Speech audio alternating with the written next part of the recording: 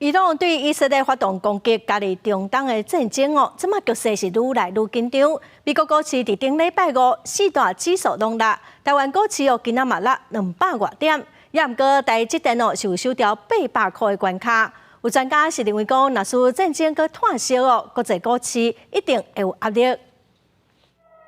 受中东战争局势提悬，美国顶礼拜五是重盘，台股拜二一开盘也受拖累，望达200多点。台股宽王台积电稳收800块大关，也当超过10块。因为油价上涨，刺激了通膨再度的升高的可能性，避险的资金呢，都跑到这个美元资产里面去。那所以呢，对台湾的股市呢，就造成了一些这个资金的排挤的效果。专家分析，那中东其他国家也投入战事，国际股市恐惊对咧受冲击。不过，依照伊朗甲以色列民主性来看，短时间内战事想要法庭难度真悬。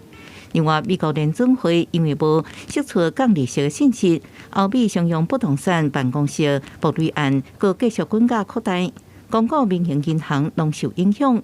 根据了解，已经有10件商办地雷案，市场烦恼利率无降，地雷恐惊连环爆，是不是进一步影响台湾的银行业呢？可能就是国营在那边的投资的收益会受到影响，台湾的影响就是比较间接啦，不会说因为这个而蔓延到台湾的表现。